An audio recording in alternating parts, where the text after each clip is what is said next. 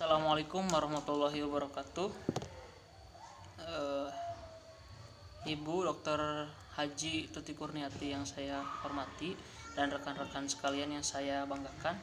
Kali ini saya Marwan Fadlur Rahman akan mempresentasikan analisis jurnal internasional dengan judul yang sudah ditranslate, yakni penggunaan ponsel cerdas dan kinerja akademik, tinjauan literatur, dengan judul asli Smartphone Use and Academic Performance, Literature Review. Jurnal ini merupakan jurnal hasil penelitian Simon Amesa dan Steinbaer pada sekitar tahun 2018. Sekitar 77% penduduk Amerika memiliki smartphone yang dapat menjalankan fungsi komputer.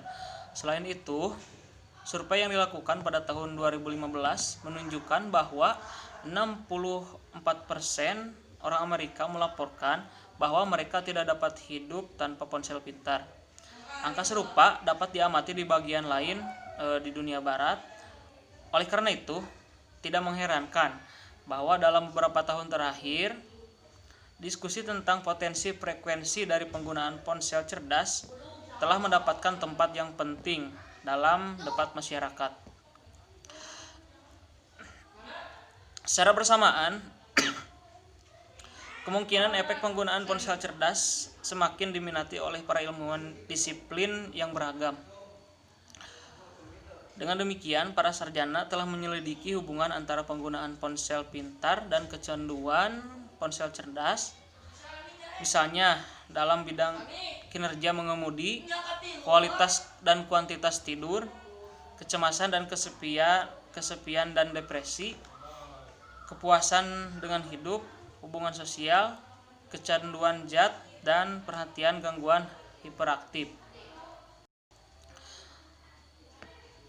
Selain dampak potensi terhadap manusia dalam kehidupan pribadinya, penggunaan smartphone juga diperkirakan akan mempengaruhi kehidupan individu dalam bidang pendidikan dan profesional. Secara khusus, ini terkait dengan prestasi mahasiswa dalam bidang akademik. Kepemilikan ponsel cerdas tertinggi di antara orang yang berusia 18 tahun. Kelompok usia ini di mana siswa sangat terwakili. Selain itu, ada banyak alasan teoritis yang mendasari efek penggunaan smartphone terhadap kinerja akademik. Selanjutnya, rumusan masalah. Apakah hubungan penggunaan ponsel pintar terhadap hasil akademik? Kemudian tujuannya untuk mengetahui hubungan penggunaan ponsel pintar terhadap hasil akademik. Mekanisme teoritis. Berbagai argumen dalam literatur yang menunjukkan adanya asosiasi positif atau negatif antara penggunaan ponsel cerdas dan kinerja akademis. Pada bagian ini, penulis meninjau mekanisme teoritis utama. Di satu sisi, smartphone bisa digunakan dengan benar mengarah pada kinerja pendidikan yang lebih baik. Mobilitas ponsel pintar memungkinkan siswa atau mahasiswa untuk mengakses layanan berbasis internet yang sama dengan komputer hampir di mana saja dan kapan saja. Aksesibilitas mudah ke fungsi-fungsi ini memberi siswa kesempatan untuk terus mencari informasi terkait studi. Dengan demikian, smartphone menyediakan platform multimedia untuk memfasilitasi pembelajaran yang tidak dapat digantikan dengan membaca buku. Lebih lanjut, situs jaring sosial dan aplikasi komunikasi dapat berkontribusi baik untuk berbagi informasi relevan dengan cepat. Komunikasi lebih cepat antar mahasiswa atau antara mahasiswa dan staf pengajar dapat berkontribusi lebih baik dalam belajar dan berkolaborasi yang efisien.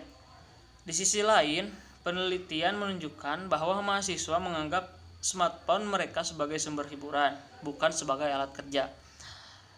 Temuan ini mendukung gagasan pertukaran waktu antara penggunaan ponsel cerdas dan aktivitas terkait studi. Artinya, waktu yang dihabiskan untuk penggunaan smartphone adalah waktu yang bukan waktu untuk belajar. Selain itu, penggunaan ponsel cerdas dapat mengganggu aktivitas terkait studi. Kedekatan perangkat seluler dapat menjadi gangguan yang buruk, yang mengarah ke multitasking atau pengalihan tugas. Badan literatur yang berkembang telah menunjukkan implikasi perilaku negatif sehubungan dengan kinerja pendidikan. Kita membahas 4 kemungkinan penyebab perilaku multitasking atau pengalihan tugas ini. Yang pertama, visual dan auditory smartphone yang dapat menarik perhatian siswa selama kelas atau sedang berlangsungnya pelajaran. Kedua, keinginan untuk tidak ketinggalan apa yang terjadi secara online dan untuk terus berinteraksi dengan seluruh dunia. Dapat menyebabkan kurangnya fokus yang diperlukan untuk mencapai kinerja studi yang baik. Yang ketiga, penggunaan ponsel cerdas selama kegiatan terkait studi mungkin merupakan hasil dari perilaku kecanduan dan gangguan cyber yang dapat menjadi penyebab gangguan kehidupan pribadi selama bekerja atau selama pembelajaran berlangsung. Yang keempat, karena kurangnya motivasi akademik, mahasiswa bisa mengalami rasa bosan dan smartphone menjadi pelarian yang baik.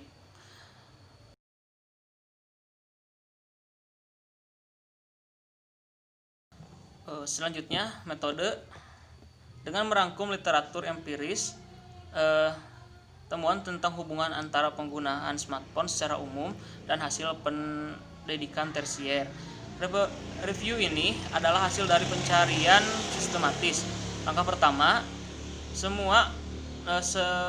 sebanyak 490 abstrak artikel diindeks di Web of Science, termasuk kombinasi dari penggunaan ponsel cerdas dengan hasil pendidikan atau prestasi akademik, disaring untuk mengangkatkan kembali, yang memberikan daftar awal studi untuk tinjauan. Pada langkah kedua, mengeksplorasi artikel yang termasuk dalam referensi studi dan artikel yang mengutip studi ini di Web of Science. Langkah kedua ini diulangi setiap kali artikel relevan tambahan ditemukan.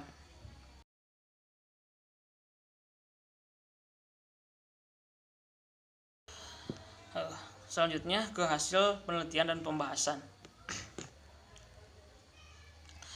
Di slide telah ditampilkan tabel di mana ada 32 indeks atau 32 hasil penelitian yang berhubungan dengan pengaruh dari penggunaan ponsel terhadap pengaruh akademik.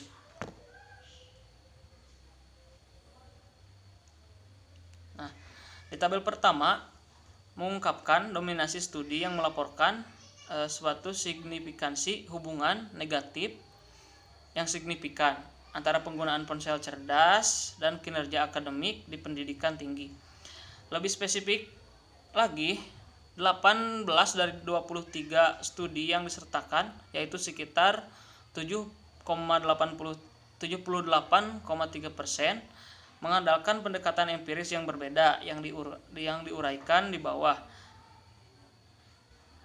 menyimpulkan asosiasi negatif tersebut.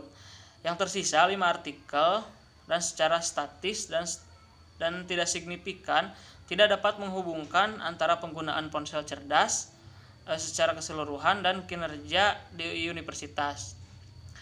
Namun tidak ada penelitian tunggal hingga saat ini yang melaporkan hubungan positif secara keseluruhan.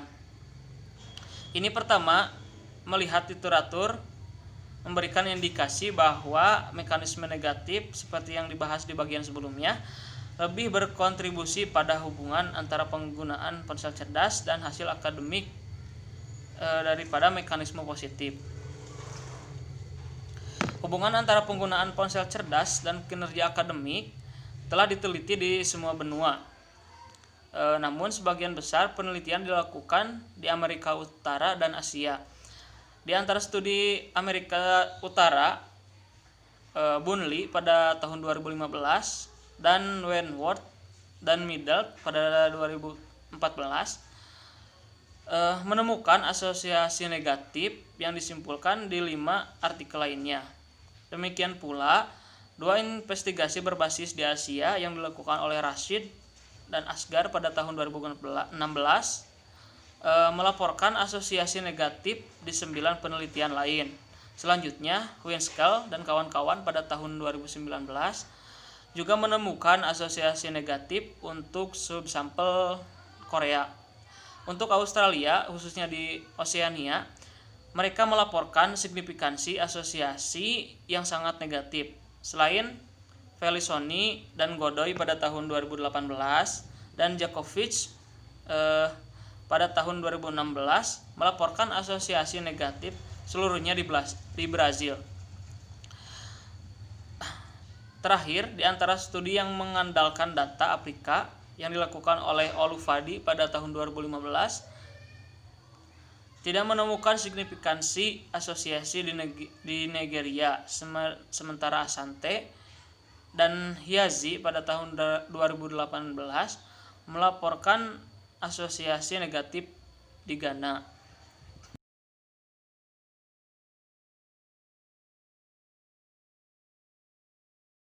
Kesimpulan, pada artikel ini kami meninjau scientific literatur sampai saat ini tentang hubungan antara penggunaan ponsel cerdas dan kinerja akademik di pendidikan tinggi. Analisis literatur kami mengungkapkan dominasi hasil empiris yang mendukung asosiasi negatif. Namun dominasi ini kurang belak-belakan dalam studi yang menganalisis data yang dikumpulkan dengan kertas dan kuesioner yang dibandingkan dengan studi pada data yang dikumpulkan hasil survei online. Dan studi mengandalkan nilai rata-rata yang dilaporkan sendiri dibanding dengan menggunakan nilai sebenarnya. Secara umum, ketika para sarjana menggunakan metode pengumpulan data yang lebih rentan terhadap perilaku sosial yang diinginkan, suatu asosiasi non-signifikan tidak ditemukan. Batasan utama identifikasi dalam literatur disebutkan bahwa semua studi yang ada melakukan analisis korelasional atau menganalisis regresi linier atau logistik pada data cross-seksional sehingga hasilnya tidak dapat diberikan interpretasi secara kausal.